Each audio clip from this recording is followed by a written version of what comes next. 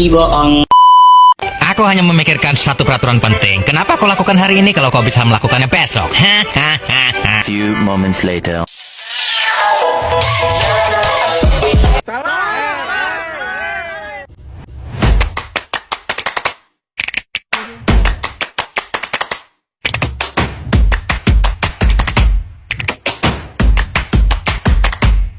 Assalamualaikum warahmatullahi wabarakatuh.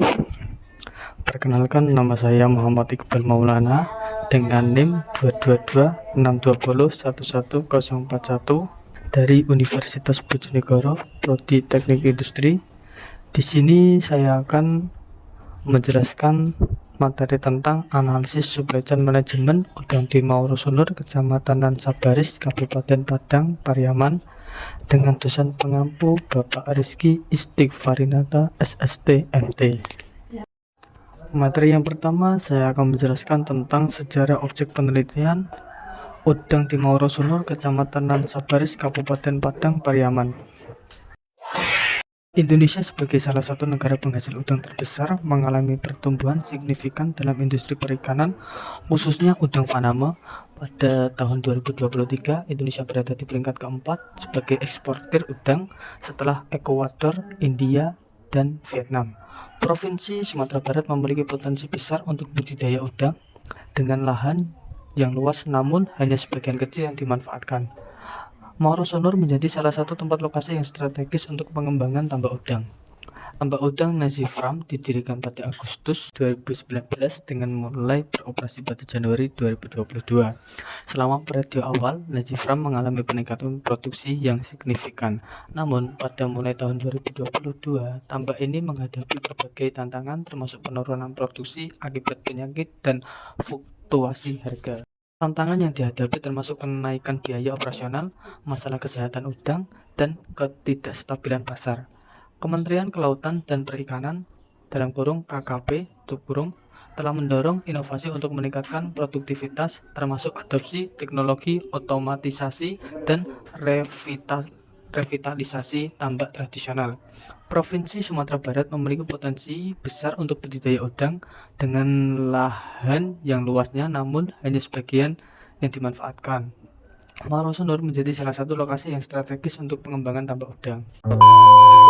Selanjutnya yaitu materi yang kedua, menjelaskan tentang produk yang diproduksi oleh udang di Mauro Sunur, Kecamatan Sabaris, Kabupaten Padang, Pariaman. Produk yang diproduksi yaitu udang Faname. Udang ini menjadi fokus utama dalam budidaya mereka dan merupakan keunggulan jika dibandingkan dengan jenis udang lainnya. Keunggulan udang Faname yaitu pertumbuhan yang cepat, namun siklus hidup yang pendek sehingga pembudidaya dapat memanen produk udang ini lebih sering dan lebih cepat. Kebutuhan nutrisi yang efisiensi di mana udang Faname ini memiliki rasio konversi pakan yang baik, di mana artinya udang Faname dapat tumbuh dengan baik meski dengan jumlah relatif sedikit. Dan hal ini dapat membantu pembudidaya dalam mengurangi biaya pakan yang menjadi salah satu komponen biaya terbesar dalam membudidaya udang. Salah satu wilayah Indonesia yang memilih jenis udang Faname untuk dibudidayakan adalah Provinsi Sumatera Barat. Menurut Sidik, pengembangan pembudidaya udang di Provinsi Sumatera Barat ini sangat berpotensi karena memiliki lahan yang luas.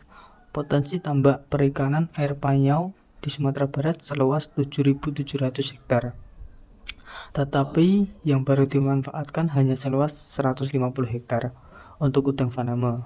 Total produksi udang tahun 2020 sebanyak 2063 ton dan seluruh produksi didistribusikan untuk kebutuhan pasar lokal.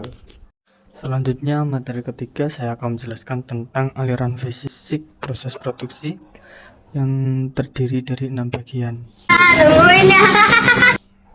Yang pertama yaitu pengadaan bahan baku, terdapat 3 poin: memperoleh benih dan pakan, bahan kimia dari pemasok, menjalin hubungan baik dengan pemasok untuk memastikan kualitas bahan baku. Yang kedua, produksi, terdapat 4 poin: penebaran benur ke dalam kolam, pemantauan hasil udara secara rutin, pemberian pakan sesuai dengan kebutuhan udang berdasarkan umur dan kondisi lingkungan, melakukan pemeriksaan kesehatan udang untuk mendeteksi penyakit secara dini. Selanjutnya pemanenan, terdapat 2 poin. Memanen udang saat mencapai ukuran yang diinginkan, mengelola proses panen dengan efisiensi untuk meminimalkan kerusakan. Yang keempat, pengolahan dan penyimpanan, mengolah udang jika diperlukan, misalnya membersihkan dan mengemas. Penyimpanan produk dalam kondisi yang menjaga kesegaran seperti pendinginan. Selanjutnya yang kelima, distribusi, ada 2 poin. Mengirimkan produk ke pasar atau konsumen, mengelola logistik untuk memastikan produk sampai dengan waktu yang tepat dan dalam kondisi baik. Selanjutnya yang keenam, pengembalian jika ada. Terdapat 1 poin, mengelola pengembalian produk yang tidak memenuhi standar kualitas. Oke, daon nih. Selanjutnya materi yang terakhir menjelaskan tentang struktur supply chain management atau disebut juga dengan rantai pasok udang di Mauro Sunur, Kecamatan Sabaris, Kabupaten Padang Pariaman. Rantai pasok suatu organisasi adalah jaringan hubungan yang dijalin dengan para pemasoknya, yang pada akhirnya bermuara pada pelanggan.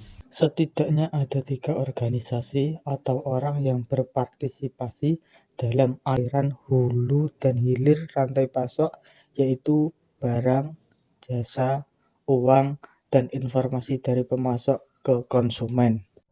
Sederhananya, rantai pasok adalah jaringan entitas yang terlibat dalam penggerak barang dan jasa dari titik asal hingga ke pelanggan akhir. Informasi, barang, dan uang semuanya bergerak melalui berbagai mata rantai dalam rantai pasok yang pada dasarnya bersifat dinamis.